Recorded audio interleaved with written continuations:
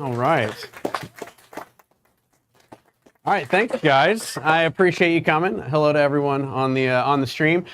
So this is basically the class is called Lighting with Intention. So really with lighting, it's very easy to stumble on great lighting, right? Great photos. It's easy to like find good light and make a great photo, quite frankly. But what is really important as professionals is being able to repeat and replicate and make that happen every single time, right? So one of the things that is really important is really understanding the fundamentals of lighting. I kind of hammer home the fundamentals as it pertains to one light a lot, but we're gonna kind of dive into multi-lights and kind of my process when I'm adding, when to add them, why to add them, how to add them. You know, because you can make a lot of really great images with one light, but sometimes it's more fun, especially when you got all the lights, you know, sitting here to play around with more. So let's really quickly run through this very quick, I say PowerPoint, it's actually Keynote, but you know, presentation that's just gonna kind of go through what the fundamentals of lighting are. And I'm also a very big questions as I go person. That way, you know, it's relevant to what we're talking about. So if you have questions either here or in the chat, go ahead and raise your hand. Shout them out, doesn't matter. We can see the chat here, so if anybody you know, asks it, Seth will keep me honest there and let me know if anything's happening on there. But let's go ahead and just go through and talk about this. So when I talk about the fundamentals of lighting, I say the triangle of light, and that's not to be confused with Rembrandt lighting where we talk about the triangle there. But basically we've got three things. We've got distance, we've got direction, and we've got shape, right? So with those three things combined, really kind of makes up all lighting.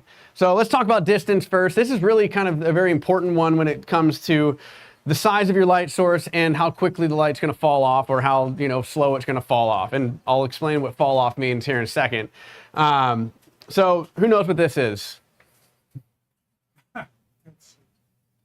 Well, it's right there too. It's the inverse glare law. Don't write that down. Doesn't really matter. But what it is, I mean, it matters. Okay, it matters. But the science behind it is what matters. The numbers don't. So this little rendering here is explaining kind of what that is. And basically, if we go back to the beginning here, we have it here. Light's pretty close to her. As she moves away, you have to increase the power of that light. What's that doing to the background?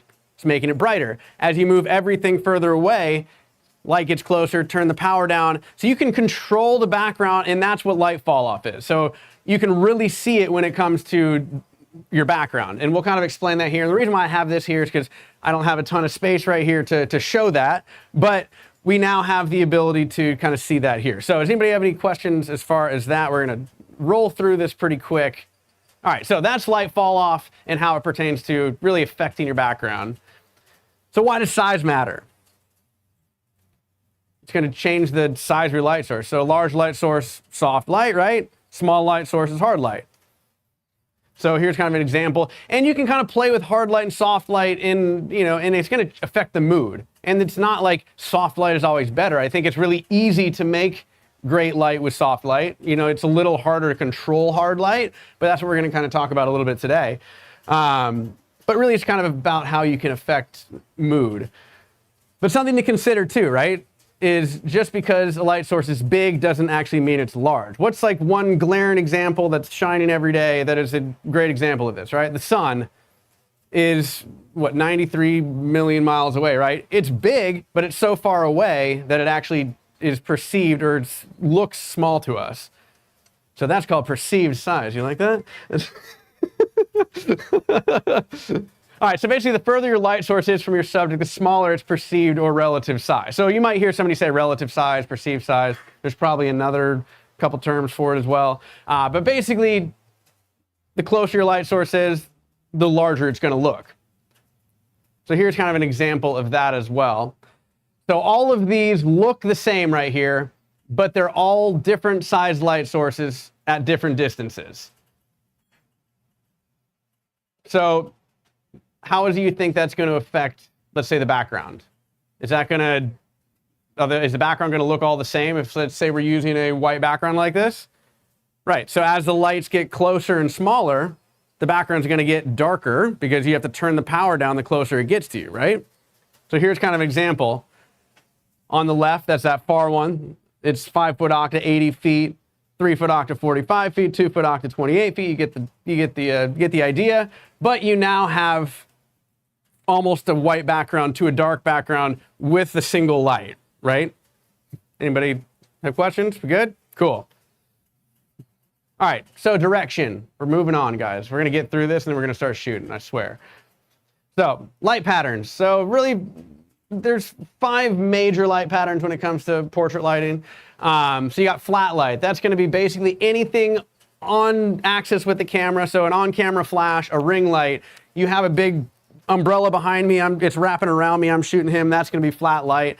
It's gonna really flatten out the features. It doesn't have a lot of contrast. I'll use this for, you know, for corporate headshots a lot, just because it's an easy way, especially if you have multiple people kind of coming in, it's really easy to get a consistent shot, just having a nice big flat light. It's hard to mess it up. So let's say you raise that light up a little bit, angle it down, that's where we're gonna have butterfly light. You start moving it off axis, now we've got loop light. We've got that little shadow on the nose. And then if you keep moving it around, we're gonna get Rembrandt, but there's also one more way to get Rembrandt light. You can actually have your model move or have your subject move. So in this case, the light's not moving at all, but I'm just having this fake rendered model move her head. And that's gonna basically create Rembrandt lighting. So here's kind of loop, move the head, Rembrandt. You can also move the light over too. And then if you keep moving it, what do we have there? We're gonna have split light, right? So as you kind of go more off axis, that's the more drama, the more contrast you're gonna get. And then we have something called, I've been up since 3 o'clock this morning. It's broad light, short light.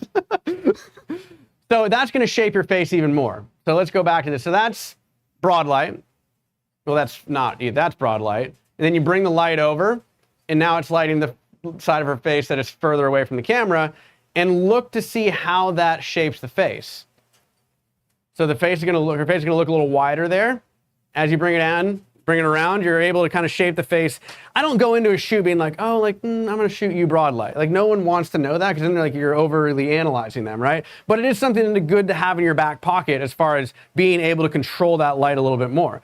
Really, the idea with understanding lighting fundamentals is being able to not have to think about it. The more we know it like the back of our hand, the more we're able to control, be able to actually create something rather than wondering if what we're gonna do is gonna work, right? If we know it's gonna work, then we can just go ahead and hammer through and actually get something and be more creative. All right, so this is kind of them side by side.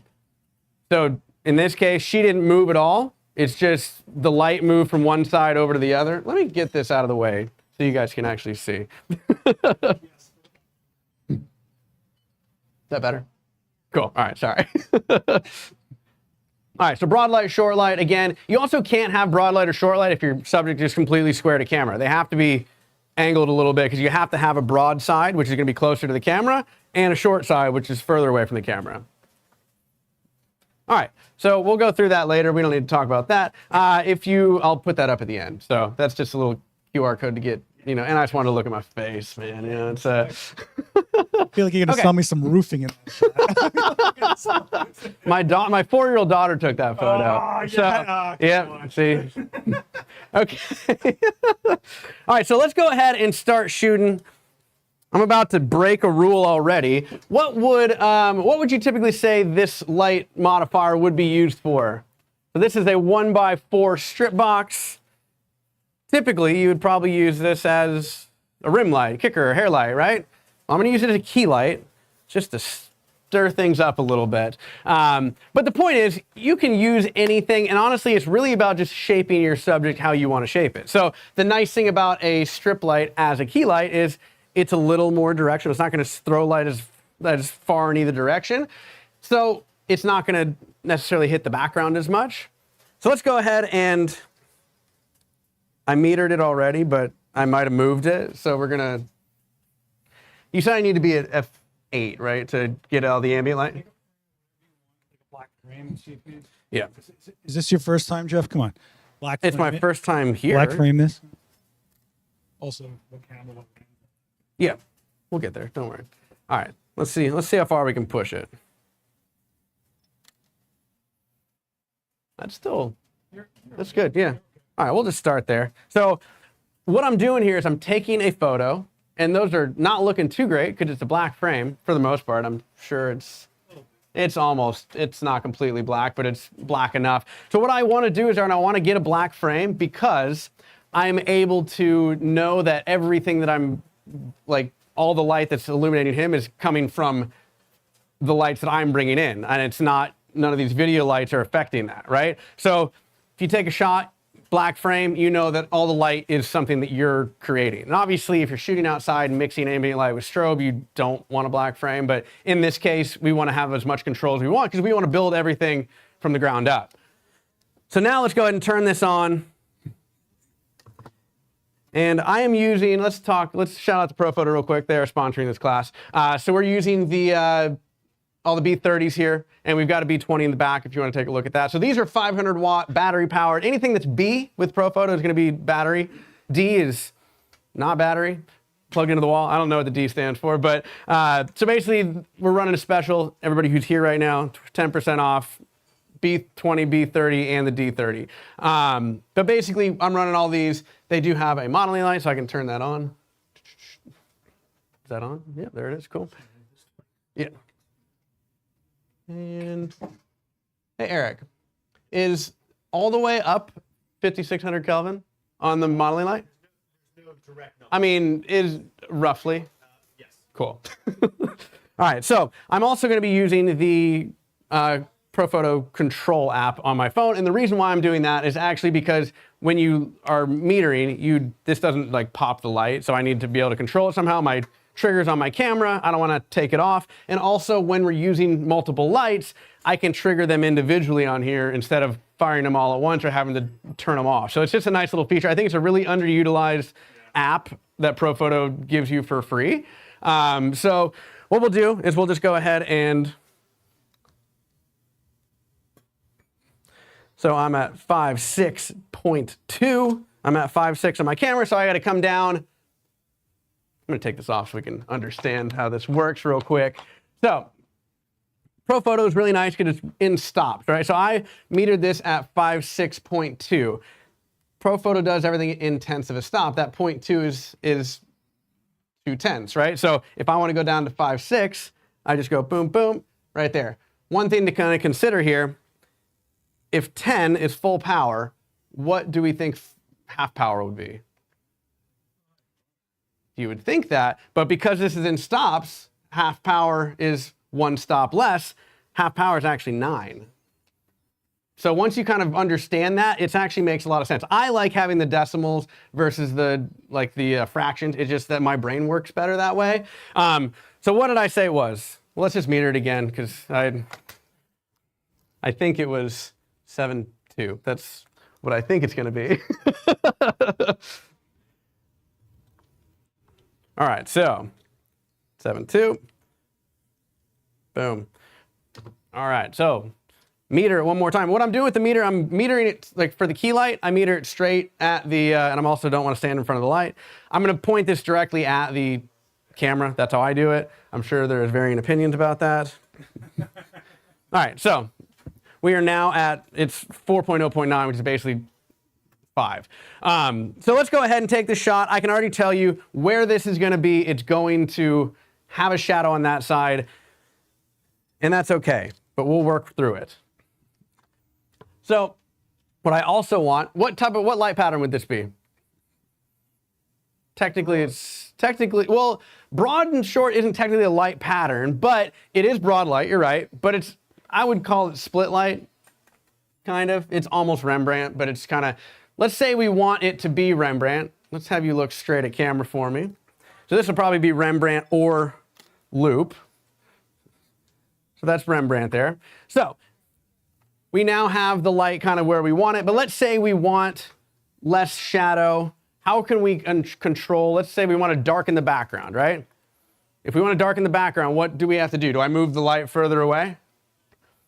What we're going to do, if we have space, we're going to move the light further away, and we're going to bring him with it, right? So let's go ahead. You just stay there. I'll move you where I need you in a second. So let's move this here. So let's go and have you pop up. And that's about where it was. You know, if I wanted to be real meticulous, we'd meter it again, which, yes, sir. showed us that if you move closer, the background will be darker. Correct. So what's the difference between So- what you're doing now and what was there?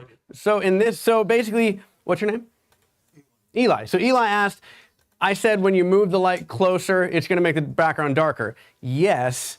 In this case, it's actually the fall off is going to be exactly the same, but because I moved him further away from the background. So the distance works. This is a good question, actually, because the distance works in relation from light to subject and also light, subject, and background. You have to kind of put that all into perspective. So if I'm moving him, eventually that light's never going to reach the background.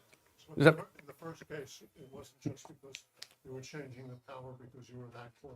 Right. So if I brought him even closer, I would have to turn the power down, right? Which would do the same thing. In this case, I'm keeping the power the same. I'm just moving everything further away, which is then going to be further away from the background, so it's not going to hit the background. Another way to darken the background is bring the black down. But did you have a question? So the exposures for his face at all times. In this, for the key light right here, yeah. Then you metered it, you got to stop down. To be creative, you always do what the light meter says? No. So he asked, repeat the question again, just real quick. Sorry. Initially, you were exposing for his face at all times. Yeah. As you move it back, because you don't expose for the screen, it gets darker. Okay, so you're asking if I meter for the face. I'm not really metering for the background at all. It's just for his face. It just happens to be that I'm moving further away, so the fall off is affecting the background. Right. But in every picture that you take, you don't do what the meter says every time. You alter it to match your creativity. Exactly. So I'm not taking the meter and taking its word for it every single time. I'm metering it. It's getting me a really nice ballpark, and then I'm kind of deviating from that a little bit, based on creative preference.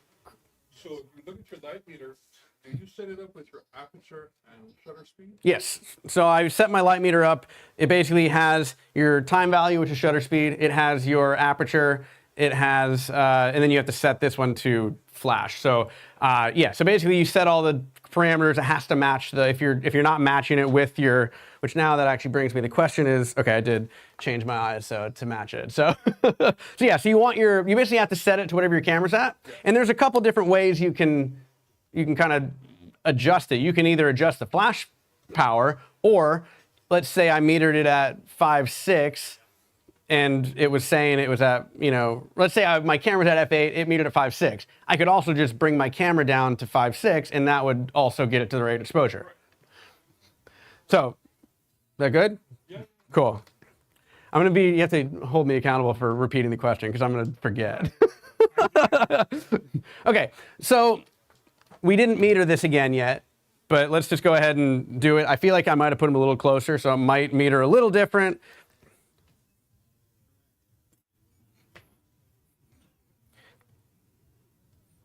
That can't be right. What happened there?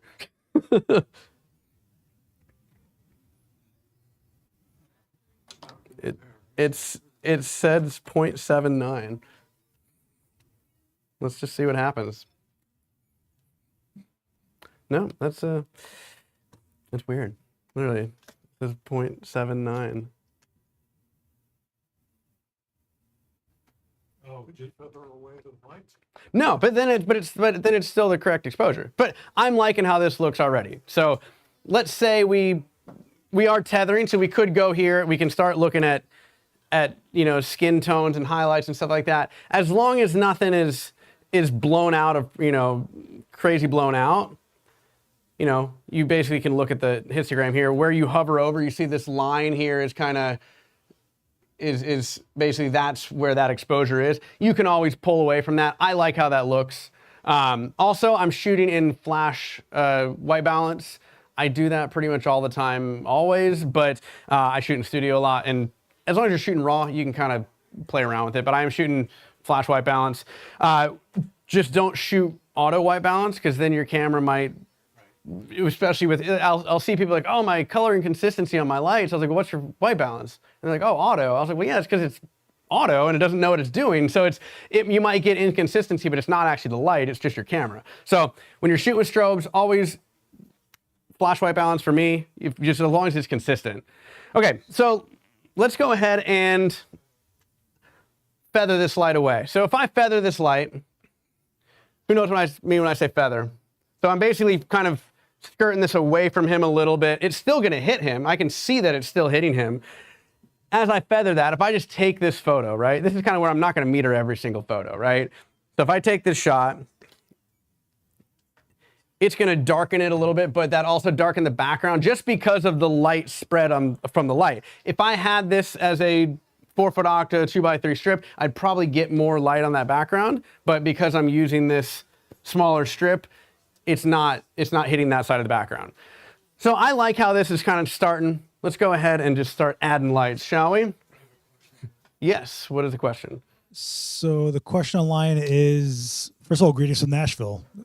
Hey, If you hey, don't, Alan. if you don't have a meter at the time you're doing what you're doing, are you better off underestimating the exposure or overestimating? As long as you're not doing run and gun, you can just kind of dial it into where you want it to be. You don't need to really get it anywhere. So, I mean, you need to get it close, but what I'm doing is typically, you could also use TTL. I'm not using TTL because I'm using a trigger that is not compatible with this camera. So I have to use the meter if I get it. But TTL actually is great to get you into that ballpark. So basically, it means through the lens. So basically, it's gonna shoot a little burst of flash, it's gonna hit your subject, it's gonna bounce back, and it's gonna basically tell your light what it's gonna do, what it needs to do. It's not perfect, but it's really good and it's pretty darn close. So that's one way you could do it. But you could just kind of throw it up if it's way too bright, dial it back, that works too. It doesn't, I mean, I'm not a meter guy most of the time, but it does get you quickly there, especially so you're not looking like a fool trying to be like, well, let's do this, let's do this, let's do that, right? Question? Walk into any studio, without your meter, in this case, with that contrasting color, do you use that card, the color checker? I don't use a color checker most of the time. So I will say for e-commerce, where you need to match exactly for like a clothing piece needs to be this color, that's when you use a color checker. In this, like a headshot, something like that, I'm not gonna do color checker. That's just too much work to try and set the profile up. But yeah, so if you're using a color checker for, e-commerce, something where you need to replicate an actual like color, yeah, that's where I would do that. So let's go and add another light. Where should we add the light? I'm a very collaborative group effort type person here. I mean, I know where I'm going to put it, but so we're going to do a kicker light. So I'm going to bring it around here. Let's move this one out of the way. Yep, that would help. Wonderful. All right. So since we already have the kicker or the strip light as our key light, I know we have another, we've got another strip there, but let's go ahead and use we got that 4-foot octa. Oh no, let's use this 3-foot. This is fine. This one's already here. Whoops, a little cookie fell, or whatever that's called. All right.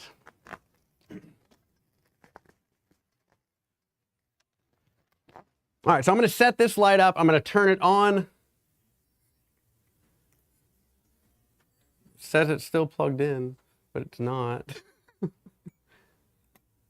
right, so with ProPhoto, you've got, every flash brand has this, where you have basically like a frequency or a channel, and then a group, and then a channel based on that. Based on your brand, the verbiage might be different.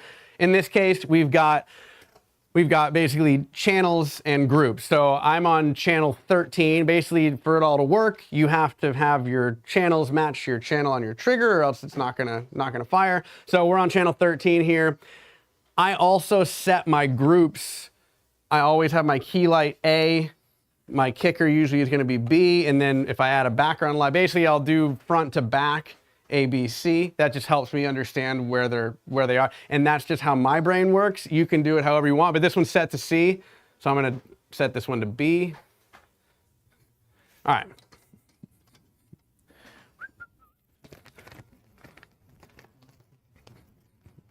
And yes, you might be wondering, why the heck are you using a, octabox as your rim light? Where are those sandbags at? Oh, right.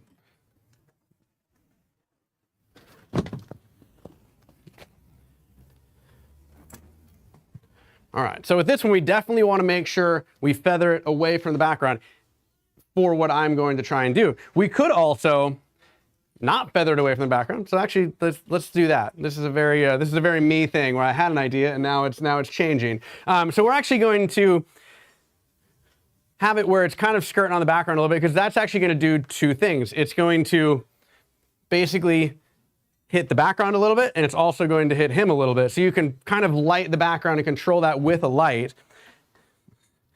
All right, so I'm going to say connect device. That is a B30, I think it's that one. Perfect. Let's just check. Perfect, wonderful. All right. Now, when I meter the background light, I'm still trying to figure out what the heck happened with this. Maybe if I turn it off and turn it back on, it'll work again. That usually works, right? There we go, okay. I don't know what the heck was up with that. So when I meter the rim light, this is just me. I typically will meter it at the same value and then work from there, okay? And in this case, I'm metering it, I'm pointing it, I can't point it at the camera because that's not gonna work. So I'm gonna point it right at the light. So that metered it at a 16, something like that. Someone's asking if you're metering them. Are they both firing? They are not. So I'm using the the ProPhoto Connect app, which allows me to trigger them as long as they're connected on Bluetooth. I'm able to control them individually. So if I want to meter this one, I can just push this button here, and if I want to meter that one, I can just push that one there. Okay, now that got my meter reading all weird, and now I need to dial this back. So yes. Yeah, so your light meter is connected to your phone app, which is connected to the lights. So the light meter is a standalone. It is only its own thing. So it's not connected to the lights really. It basically is just reading whatever light's hitting it. You can meter these lights, right? So it's just a matter, you just got to put it in the right mode. It just is looking for a flash. So when it flashes, it basically triggers it to read it through this little dome here. And can you quickly just explain what it measures? Yeah, so it's basically measuring light intensity, I guess. I mean, I never really thought about that, right? It's like it. So a light meter is basically a measurement tool that's then translating. So light doesn't, f-stops and things are just all theoretical. They don't really exist, but it's basically set to a value of going, I'll wait for a strobe. It sees a strobe, it then realizes that it saw an intense light. How intense? And then translate that to what f-stop based on what ISO you set it to. So if he's saying it's a 5.6, but if he tells that light meter he's now shooting at 1,000 ISO, well, now it's seeing that light way more bright. And it gives you, so you have to tell it all the tools, and then it'll tell you where you're at based on what it's seeing from the light. That being said, if you do adjust your ISO in this, it will adjust the value. Because it's a calculator. It's basically a calculator that measures light. That exposure triangle, ISO, aperture, shutter speed, it's a calculator for that based on the light you're giving it. So you gotta make sure that the ISO in your light meter matches the ISO. Yes. You're taking what that light meter says to you, and then you're just plugging it into your camera and you're lighting. So also when you set it up, your light meter has to have the same settings as your camera. So shutter speed doesn't have to be exact, but it's like a little under could probably work. It's like I'm at 200th of a second, but my light meter says I'm at 250. To be fair, there's a lot to light meters where it could be like a whole, you could even, in theory, he could measure light all across his face and then make his own average of what he wants, whether he wants to be a little bit hotter, a little bit darker, but he can get an idea of where the midpoint is, where the dark point is, where the highlight is. And then so what we call, I'm sorry, man. No, you're good. You keep talking. Yeah, I always do this to save you. So there's two types of exposure, correct exposure and creative exposure. While it might numerically be correct to us, it might not be the perceived light we want. He might go, you know what? We get a little more color saturation out of his skin if I go a little bit under. But the light meter's telling me this. Great. The numbers say that, but we're humans and we see things, right? you know? All right, so what do we see in this image? I just had the background light on, right? So now it's illuminating the background. It's also illuminating him. I moved it a little bit. I'm not going to meter it again, but it's let's just say it needs to go there-ish. So now we are able to get rim light from him. Now, what I will do for this is I don't love seeing nose illuminated from a rim light, but he's facing that way. It basically, rule of thumb for me is if you're facing at the camera, so go ahead and, George, go ahead and look straight at me here. See how it's hitting his nose a little bit? Just that top. I don't love that. It's once I add this key light, you're not gonna really see that, but I like to try and kind of get away from that a little bit. So I'll feather this a little bit more towards the background. That's still, from this perspective, if I come over here to him, I can still see some of that light. As long as I can see some of that light, I know that that's actually going to be illuminating him. All right, so now we've got basically light on the background. We've got light on him. Now we can go ahead and add our key light back in. Now you'll notice that I didn't just throw lights up and go to town, right? It's really important to understand what each light is doing, because that's a really good way to problem solve too. If you're doing something, you're like, what the heck is going on? If you just have all your lights and you got 5 lights set up and you have everything on at once, it's really hard to find out and deduce what that problem is. So if you do individual lights at a time, it's a lot easier to find that issue. All right, so let's turn this guy back on. So now we're starting to kind of shape this up a little bit. Now I don't always, and notice that you can start to see the wrinkles in the paper, right? It's also got a bit of a gradient. Who knows why you're seeing the wrinkles on the paper? This kind of is an example of what flat light does and what side lighting does, right? No extra charge for those wrinkles. You're welcome. You're welcome. So, Because it's at distance, it's falling off, and therefore you're getting shadow. So it's not really about the distance, it's about the positioning of it, right? So remember when we had flat light, it kind of reduces features. Pretend these wrinkles in the background huh? Then please, the follow-up question is, why is what's closer brighter and what's further? Because it's probably blowing it out. If we look at this, it's almost pure white. So you're actually blowing out those.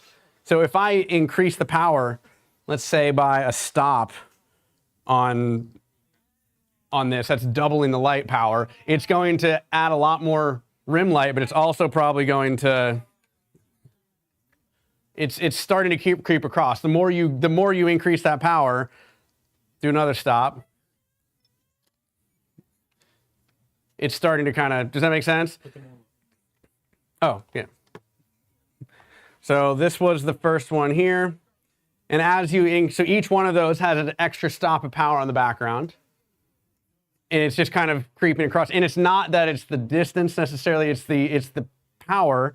And kind of getting back to the point of, let's say I bring it back 2 stops down again, where it was kind of the original one here.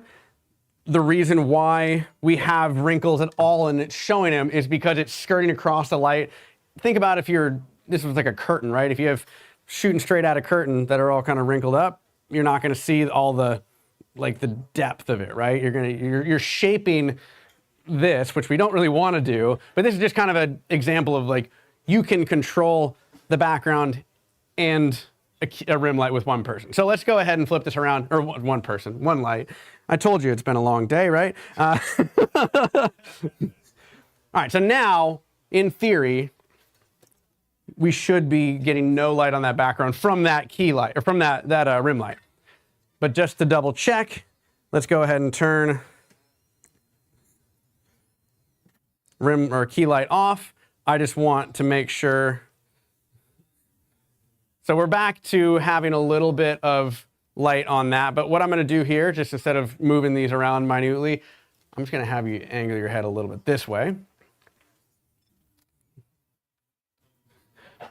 Still there, but I can live with that. All right, so let's go ahead and bring this guy back in.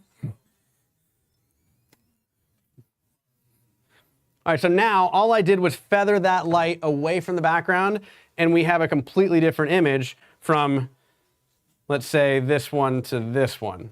All I did was move the light, right? Does that make sense? Cool. All right, now what? More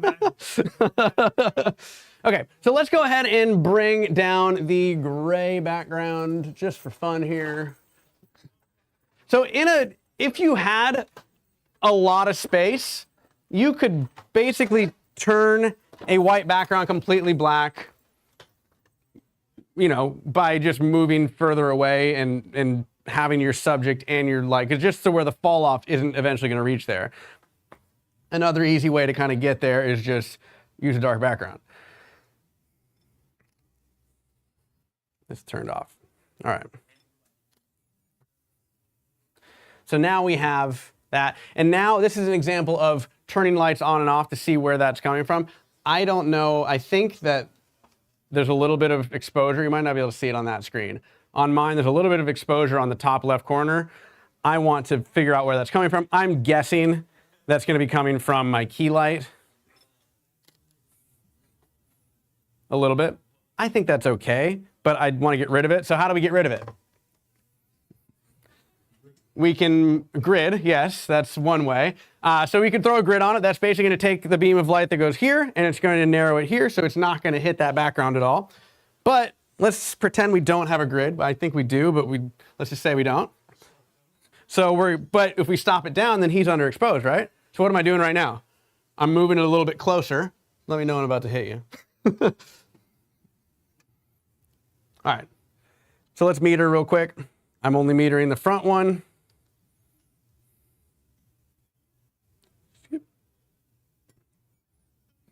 All right, so that's 2 stops up. So I need to go, let's go down. Oops, other way. Oh, I forgot what it was now, darn it.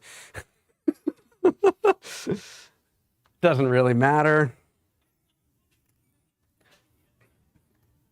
So I brought it down too far, but what do we see? Obviously I came in a lot closer because if I shot the same, well, no, that's okay. All right. Let's do here. All right. Oh, I changed the wrong light. Darn it. My goodness. All right. Maybe I should have taken that coffee. All right. 566. All right. I know what happened. Yeah, okay. I know now. I booked you. That's what happened. Yeah. Exactly. I turned this into, basically this was competing with this. So I turned this on like mode 1 so it doesn't change every single time I push a button. All right. I'm getting happy with that. Now let's bring this key light or this rim light back in. Now we don't have, did that one turn off? Did you turn it off? Oh, I turned it off on here. Yeah. So just jokes aside, what Jeff's running into is always make sure one remote, no matter what you're doing, is just where you make the changes. If you make it in a change in the app versus the remote, starts canceling each other out. So there's 2 modes on this. So there's basically mode 2, which basically gives you the exact flash value. Let me get rid of my McDonald's notification. It basically gives you the exact flash value. And if you, as we can see here, gives you the flash value there. Mode 1, I think it's mode 1, is basically just, it looks like this, where it doesn't have, it just, you can change the value, but it doesn't actually, it's just kind of a plus or minus. It's not an actual, like, it's not the same number that's on the back of the flash. Because I'm using that to meter, this is basically the master remote now, because every time I go back to this one, it just kind of jumps it to whatever that was. So that's why I have this one there, and I was changing it on here and not on there, and that's where we run into that issue. It happens, you know? Someone in the chat's asking if you will use a grid to control the spread of light. I will eventually. Yes, I will eventually use a grid. But I like to try and get things where I need to get them before, you know, just adding more stuff. Because not everybody has grids for everything. So it's nice to know how to get the look you're going for by just moving things around and kind of, you know, not just adding more. That's what, even adding more lights, adding more modifiers. It's nice to just kind of be able to control things with what you have. Yes, easy thing would be throw a grid on there. That's going to take the light and just narrow it down a little bit. Do we have that grid on this? Where did I put that? I have, oh, it's right here. I don't think it is. So that's why we're not using a grid on that one. It's because I don't know where it is. But that's okay. He's going to look for it. But I'm liking how this is starting to take shape, right? We've got a nice image. Again, it's hard to take a bad photo of this dude. Let's do one thing I am noticing, and this is a kind of example of why I like to tether, is I can see where images might be having something. So like, I might either have you tuck your necklace a little more or show it just so it's not half of it. Oh, thank you. All right, so let's throw a grid on there. I don't really need it right now because it's a completely black background. But let's do this. Let's put this back where it was. Let's take the photo without the grid, see where we're at, and it might need to. All right, so we have some exposure on the background now. I don't need it, but we will see what it does. So this is called an egg crate grid. There's honeycomb grids. They all do the same thing. They all narrow the spread of light. They all take money from your wallet.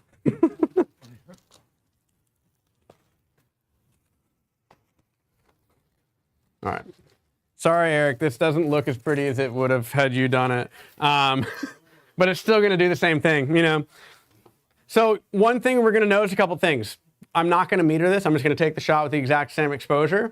So it's going to narrow the spread of light, but we put something in front of that. So anytime you put something in front of a light, that's going to reduce the exposure. And I'm pretty sure there is a number that this reduces. Do you know? Is it a stop and a half? Let's try that. That does sound like a lot. No, the stop and a half is the diffusion. Let's just go a stop up. So I'm going to do it on here because, yes. When you say you're going to go stop up, do you mean you're going to stop up on your light? I'm going to stop up on the light. Yeah, so he asked if when I say I'm going to stop up, you couldn't go a stop. Stops really is just the amount of light, right? So in this case, I'm going to increase the light power. So it's at 8.2 here. So I'm going to go to 9.2 because basically adding one. Well, I thought that was a problem before. No, it's fine. Oh, it's changing on here. That's weird. Okay. Right. That's what it was. I was changing on there. It's 9.2. Let's try that. So that now should. All right, so we now have two images. The one on the left has no grid. It's a little more exposed on the background. We could play around with it a little bit to get it to where I don't think we really needed it, but I kind of liked having it. And this is just me. Like when it comes to creativity, it's all personal preference. Like if you have a client that needs something specific, obviously, if they're footing the bill, you need to do that. The client's the most important person, right? But in this case, we're kind of, you know, we'll pretend he's the client, but he hasn't told me what he wants exactly. So we're gonna go with what I want. So, but really, but what I mean by that is you might have an opinion about, I think it should, you know, or that somebody was like, I think you should use a grid. You can get the same result multiple different ways. There's not like one way to do it. There's multiple ways to get the same result. It's just a matter of, you know, the direction, the path you choose, if you will. So let's actually pull the grid off. Thank you for getting that for me. But I'm going to leave it right here in case I want it later. Yeah. Is that okay? Yeah. You sure? Yeah. You seem like you have an opinion about that. No, We'll do the same thing. all right, so now we took that off. What do we need to do with the power of the light? Bring it down one stop, right? All right, let's do that. Now we should be getting there. That's great. I love it. All right, now let's add to I don't love it yet, actually, and I'm gonna move this. I love it, it looks great, but I kind of liked it where we were completely in the, I'm side lighting this almost completely. And really, it may look like I'm shooting the light that way, which I am, but if you look from his perspective, the light is now just a smaller strip light that is actually just, it's a little bit thinner because I've feathered it away. Let me take a quick shot of that just so you can kind of see what I mean. So if I'm looking at the light like this, it's here, right? It's a 1x4 strip. If I do it from here, it's still a 1x4 strip, but it's going to look slightly skinnier because I'm shooting it off axis. So the light is still hitting him, it's just not as much of it, and I'm able to kind of, now it's not hitting the background at all. So let's just come here, boom. It's gonna look relatively the same, it's just essentially it's a slightly smaller modifier now. Okay, so let's start there. We now have a black background or thereabouts. Let's add a third light into said background.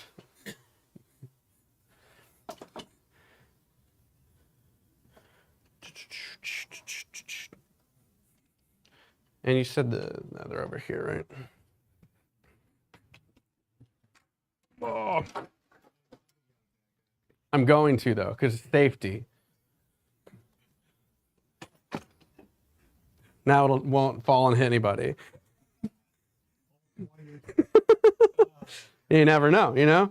All right, but I actually am. Might need a battery though. I probably would need a battery, yeah. And now that I'm adding a third light, I'm basically going to take this on. George, can you hold that for a second real quick? Thank you. Don't drop it, it's expensive. I got Pro Photo right here. Yeah. I know a guy. All right, so if I had this is A, B, so this one's going to be C, right? So I'm going to do, ooh, this one's got the beeps on.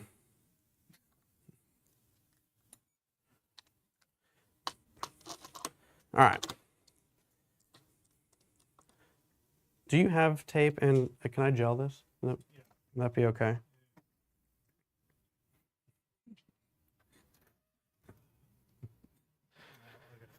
Cool.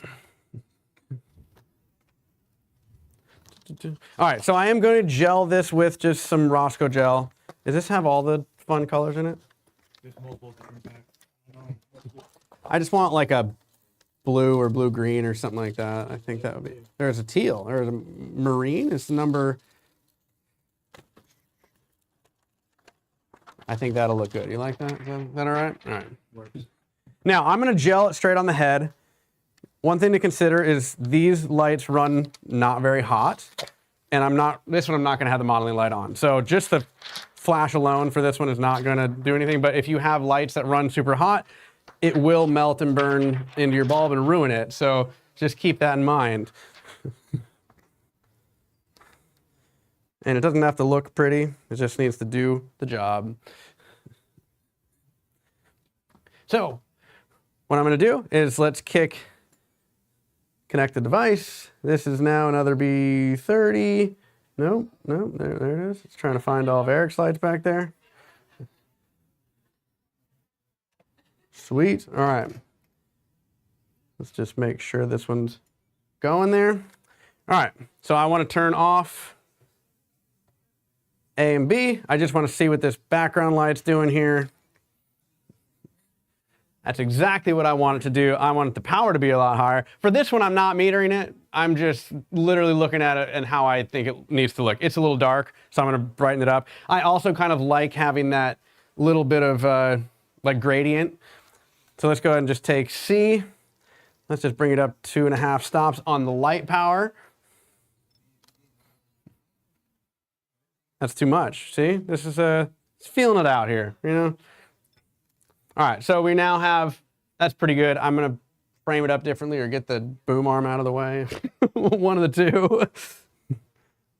I think this'll work. All right. It was too much. It was completely personal preference. Me saying that it was too much. It may not have been. I just thought it was kind of hitting a little bit too much of the actual background. I kind of wanted a little bit, what I could have done is I could have just brought it a little closer. Fall off also works as like a vignette in the background for this. So if I bring this way close, it's not going to have time to spread out. So it's basically going to you might not even see it, right? But the further I pull it back, the more it's going to spread.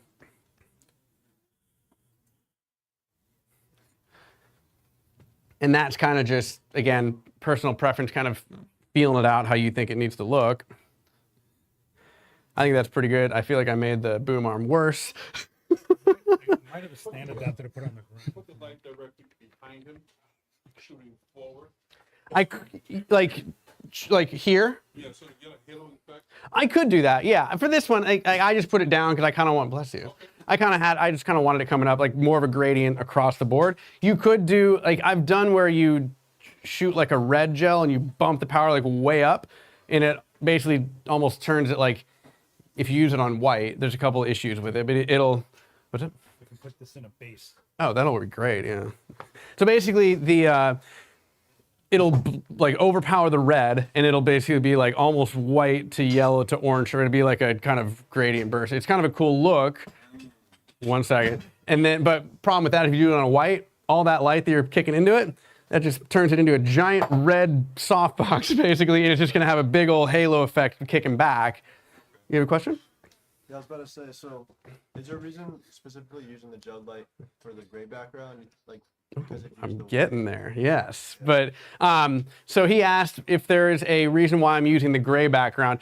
I like to gel gray because it's a nice, easy, you can get a lot of contrast with it, and you're not gonna have exactly what I just talked about where it's bouncing a ton of light back. But what I'm gonna do is I'm gonna actually bring all three down and show you what they look like gelling three different backgrounds.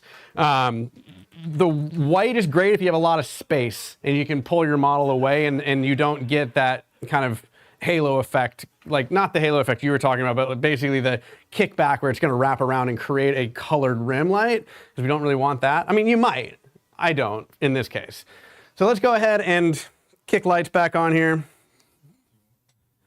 Oh, I didn't even move the light. You got me this nice little thing here. I didn't even do anything with it.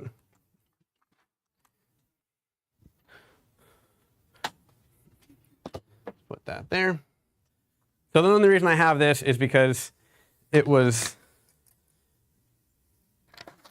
was just getting the boom arm in the shot and I didn't feel like messing with it. I know, make me do everything myself. You prima donna speakers. I've never worked with an assistant, honestly. Like Yeah, I'm not Green filters on a ring. So you can get those. We don't have them today, but they have a couple of the, I guess they're like the Click OCF2, I believe. And you have to have an adapter that basically clicks them in. With the A-series lights, you can get the Click ones, the smaller ones, which just click straight into the light. But yeah, they do have those. I just don't have those with me right now. I can show you after the one. I can show you the Click ones. All right, I think we're good now, right? Keep going to sleep here.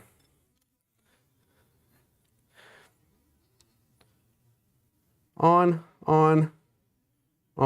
Perfect, all right. Sweet, all right, cool. So now we're starting to get somewhere with adding some color.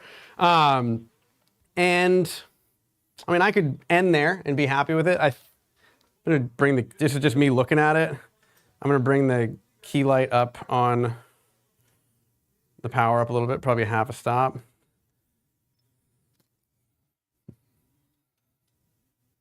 Yeah, I dig that. Now, and this is like me getting way nitpicky. The light is probably angled a little bit to the left because it's more illuminating the left side of the green background. I could very easily go like this and it probably fixes that problem. I tend to get really, is this battery just gone? Hey Eric, can I have that other trigger? I think my battery's dead. It just keeps going to sleep. Your standby is on 2 minutes. That's Oh, well, never mind. He's got it. I think the standby was on 2. super low. Yeah. Does it work then? I don't know. We'll find out. Apparently, I just talk too much and it goes to sleep every time. So, I'm ready if you are, Jeff. Let me know. see. There we go. All right. Did I turn this one off again? Jesus. Oh, it disappeared. Oh. The battery died on that. No. We just charge it. Yeah, it's dead.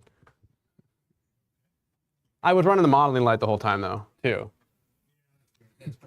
So obviously if you run the modeling light on these, you can like charge these while you're shooting them. It's just kind of an awkward battery like charger sometimes. But I like the fact that, what's up? Oh, I was just gonna plug it in over there. So if you run the modeling light, it's going to, you know, kill the battery quicker. There is definitely some benefits to a modeling light though. Obviously you're not going to see it too much in this case, but if you have a lot less ambient light, your subject's eyes are going to naturally adjust to the ambient light and your pupils are going to be huge. Modeling light gets rid of that a little bit, so you're basically going to shrink the pupils where you can actually see the part of the eye that you want to see. And then you're going to basically see what the image is going to look like. Not so important when it comes to, you know, when we're doing digital, but oh, that's not that one. This one here. Is it on? Nope, it's that one. It moved it to the bottom because it. And So, just a basically- side note, these are also high output modeling lights. Then they can be used as a constant light in certain situations. So it's not just like a light that's on. It can actually make an exposure value. Yes. All right, cool. I'm starting to get happy with that. We can go and we can change lights, we can do things, but let's go ahead real quickly. Let's just bring the gray back up. I'm not going to change anything. I'm going to just do gray.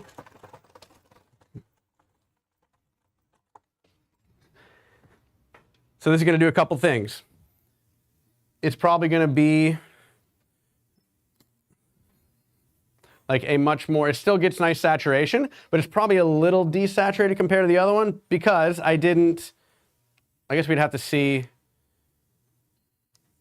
if this light's hitting the background at all. One issue that a lot of people will have with background illumination in gels is they'll get a really nice saturation when it's just the gel, but then when they add their key light, it gets really desaturated. And basically what's happening, and it's not gonna happen here because we don't really have any illumination, but say you're mixing a red paint and a white paint, it basically turns into pink, or it's really desaturated red. Same thing happens if you mix a neutral light with a colored light. Obviously he's not gonna be exposed at all now. But now we're having that. If I threw that gel on, you now have a really desaturated gel. Where if I turn my key light off, my gel light didn't change at all. But all it did was, do you see the difference here? This one was, I have this key light pointed at the background, and it's basically just desaturating it because you're mixing the neutral colored light with the color. All right. So let's do that. So we brought the white down. So let's look at, so this is white background. Left side is gray background. What do you notice about the exposure on that? It's a little bit less on the background, right?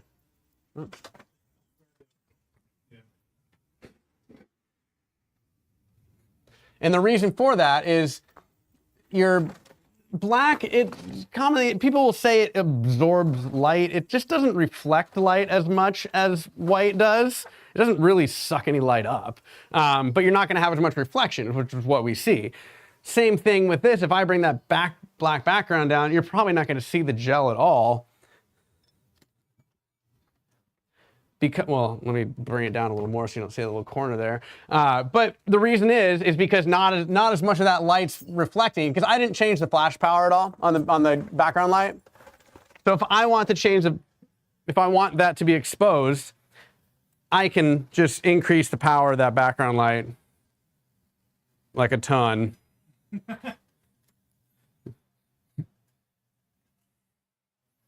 that move? Black's black. Yeah, but you can gel a black background. It just needs to. You just need a lot more power. But if you have the power in a small space, I would go with a darker background if you're trying to gel a background than a white, because that white's just going to reflect that light.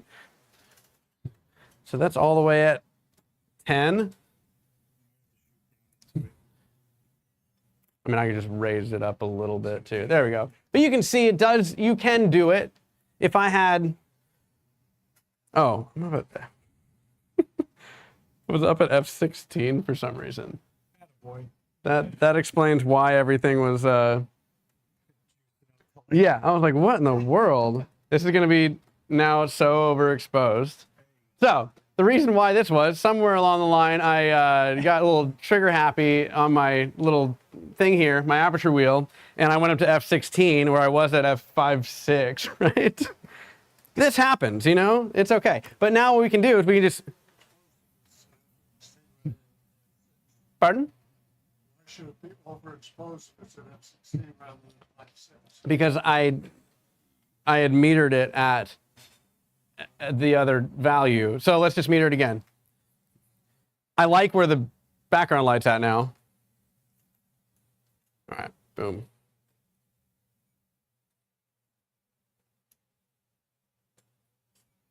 So it's metered exactly at F16. So, all right, so we need to go A. It is what it is, you know? It's, what was that? 5.6, there we go, all right. There we go. It is. I love it when stuff goes wrong during demos though, because then it's like, it's a nice look into my, like, how do I fix problems? All right, so now we're at 5.6 on that. I'm not gonna bother metering the background light or the kicker. I'm just gonna bring the power down because I know where it needed to be.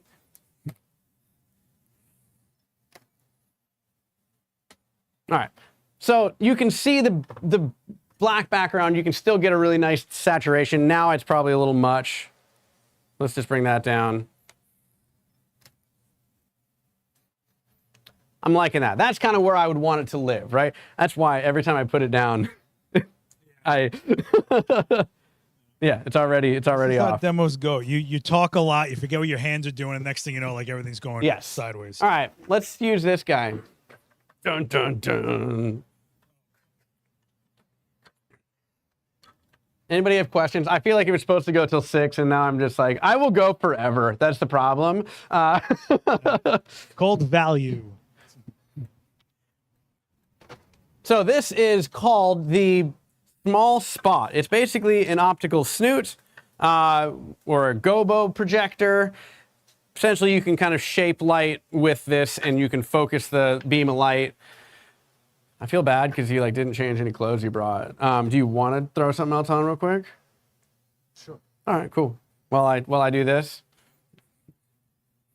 I like that shirt though. I mean, for what we were doing, it looked good. But do you just have a jacket or something you can like throw on, or you put whatever you want on? It's your show now. Okay. Hey, Eric, do you know how to work this thing faster than I do? Because I don't really know what I'm doing. I don't have one, so yes, sir.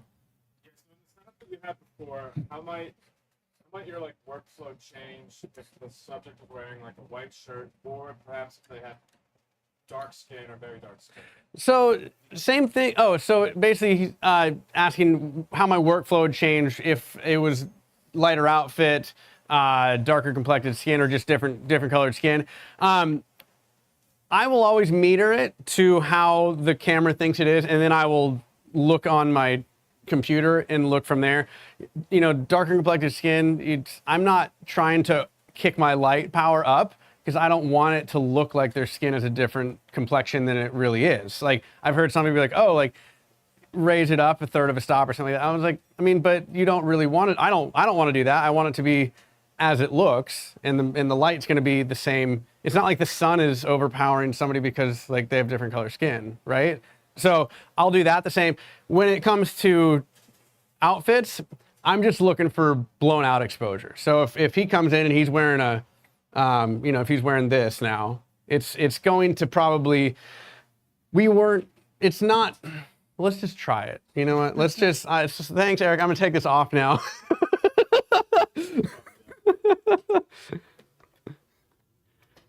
Get a black jacket too. All right, cool. But he asked a question about the white, so let's go ahead and I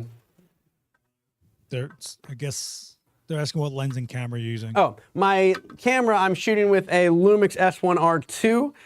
My lens is the 24 to 60 2.8 that they released recently. I would normally shoot with a longer lens on in a studio like this. I like a 24 to 105. This is just the one I brought with me, and I brought one lens and one camera with me from Nashville. So this is what we have. But I prefer a 85 and up, probably with headshot kind of crop like this. This looks good though. I don't dislike this, but a lot of people's faces might not look good with a wider lens because it's gonna elongate it a lot. But where were we? Putting this back on.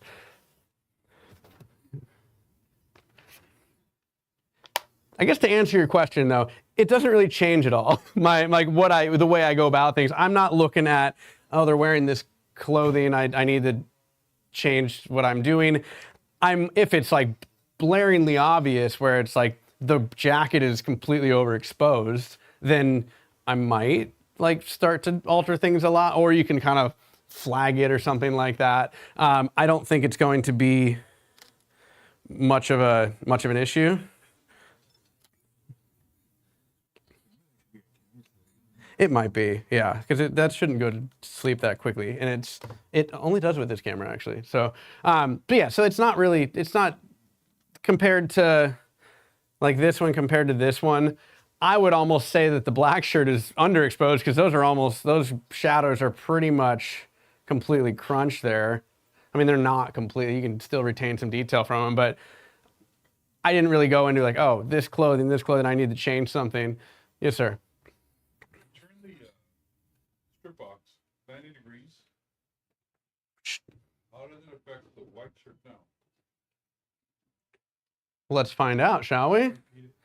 So he asked me to turn the light 90 degrees to see how it would affect the shirt. I would imagine, without taking the photo yet, this part's gonna fall off more.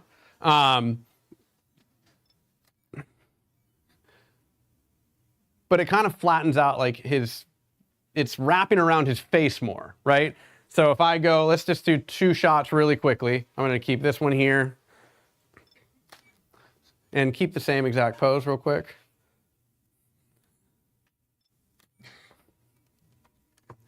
So this one here was kind of horizontal here, and this one was vertical. Wait, which one was which there? Fall off is more dramatic. So this one here is now I don't know. This one was vertical. This one was horizontal. So it's wrapping around his face now because if you're looking from here, good. See, I told you I'm clumsy. It's all of this light is able to kind of wrap around, right? Whereas when it's here, and I know you asked about his jacket, but I'm always looking at face. Like that's just because that's really what I'm usually paid to shoot, unless I'm shooting for a clothing brand. It changed the character of his face. It did, yeah, because it's a bigger source of light, like laterally now, and it's wrapping around more, so it actually shapes his face differently. And that's why these are called light shapers, because you can shape things very, a lot of different ways. Now, one thing too I want to talk about, and this is the last thing, and then we're going to be done, is using, I'm going to shoot into like a weird corner here, because I'm a big fan of taking your space and actually and using the most of it, right? So we've been shooting into this background the whole time, right? So if I come around here, and George, turn with me here. So if I come here, come all the way facing, like we're facing all the way, there we go. Now I didn't meter this or anything. I'm also gonna turn this light off so it doesn't blind me. Let's meter. Let's do that. Let's do it the right way, you guys. So what I'm doing is I'm just like taking this. This is now going to be my key light. That's going to be my kicker. So it's kind of back to where it, I guess, should be. All right. So I'm going to be here. Whoops, wrong one. This one. This one. Here we go. So let's go up there. And we go up to 6, 8. And that should do it. So now I'm able to kind of shoot and get a different look. My goodness.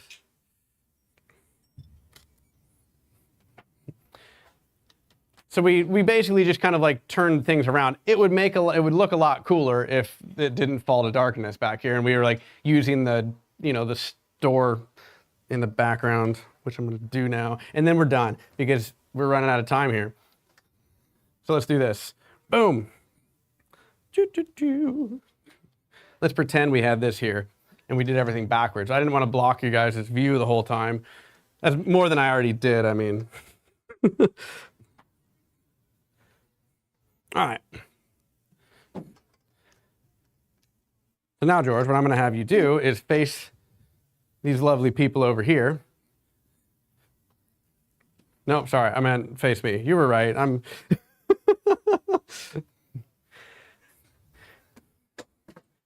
Did I mention I've been up since 3 a.m.?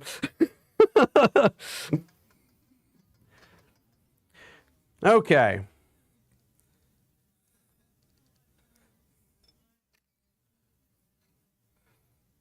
So how do I want to do this? If I want to see your guys' faces, what do I need to do? Right, so how do I do that? Right now I'm at 200th of a second, f5.6. So let's do this. Turn my, same thing, we want to turn the, so I'm going to take a shot, nothing on there, right? So we want to either drag the shutter. Sure, let's turn the blue light on. We can also add a light, that would be one thing. Let's cheat. So we can do this. Let's go ahead and, we're at 5.6.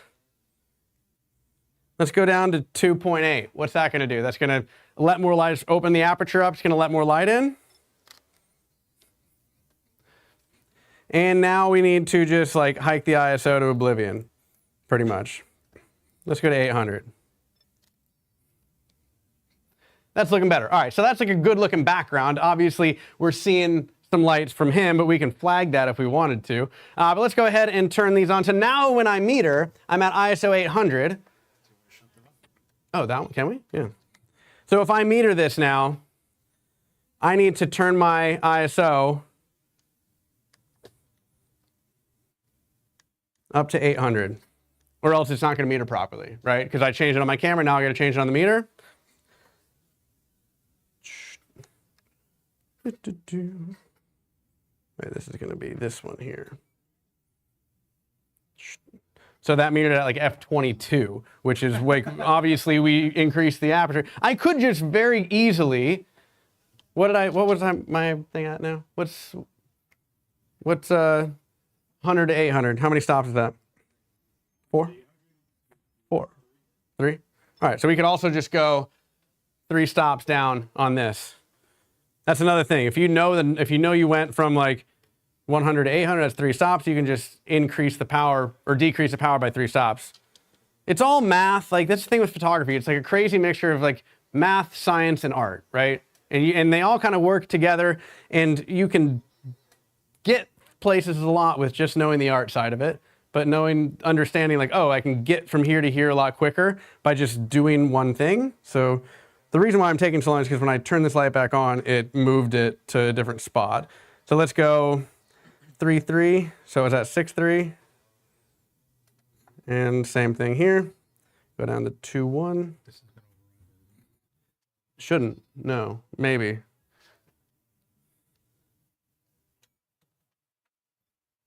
We'll see.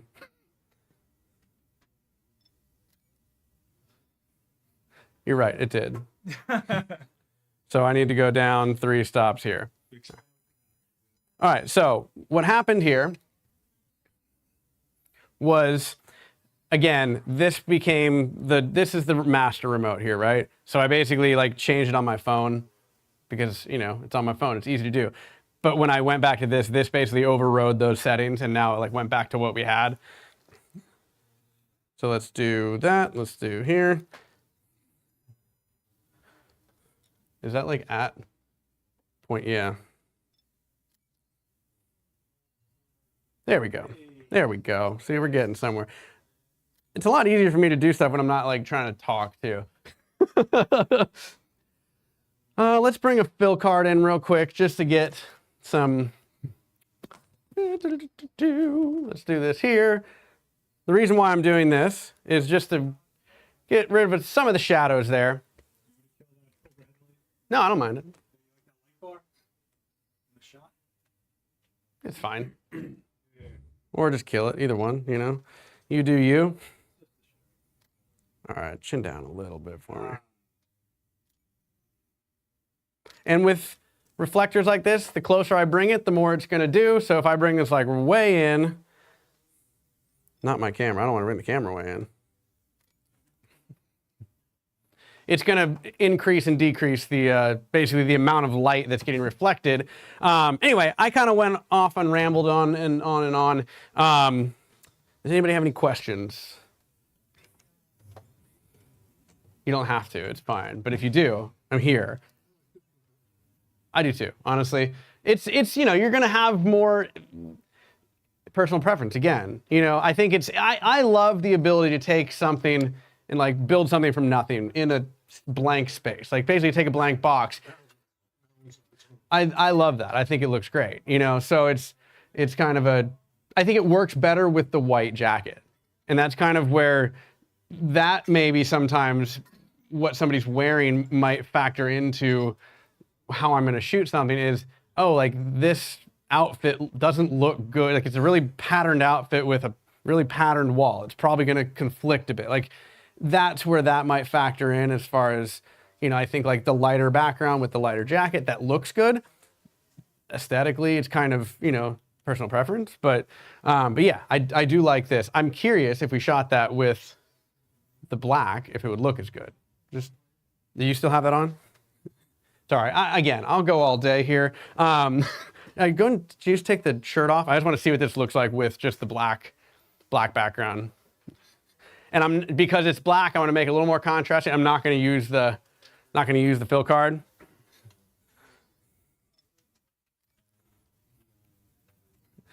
See, he almost, I mean, I still like it a lot, but he kind of falls into the background a little bit with the black. But again, it's kind of, I think the black shows the rim light better, I think, than the white. So here's the white, here's the black. Like the black almost looks like a composite. Right, yeah. But like I think the white, it looks more natural. Whenever I'm shooting something, I want it to, I don't typically want it to look unnatural. You know, if I'm shooting flash outside, let's for instance, like, and it's bright sunny day, I'm not gonna bring a 5-foot umbrella because it's not gonna really reflect the environment I'm in. So I might kind of use more of a bare ball, maybe bring a Magnum or a, you know, Fresnel or something like that, just to kind of get that punchy look. Versus, you know, it might take you out if you have a really soft key light with everything around you, the buildings, you can see all the hard shadows in the background. Something to me is gonna look a little funky, I think. But yeah, I appreciate you guys having me out, and thanks for bearing with me with some technical difficulties. But again, if you have questions, I'll put this little thing up real quick. If anybody wants to scan that just goes to my link tree. I do have an ebook that is basically lighting fundamentals. It's got a nice little guide for what modifiers to use when, that kind of thing. It's like $10 on my website if you want to check that out. Instagram, Ready Light Media, if you want to check that out as well. We've got a Facebook page I'm trying to build because I got off my forum that shut down on my website. But yeah, anybody who wants to stick around and ask me questions while I'm, you know, staring stuff down, feel free. If I didn't get to something that you wanted to see, then Sorry. But If you're watching online, don't forget to hit subscribe, like it. This is the way he feeds his family is with likes. Make sure you make him feel validated. And listen, we'll see you guys on the next one. Thanks so much. thank you.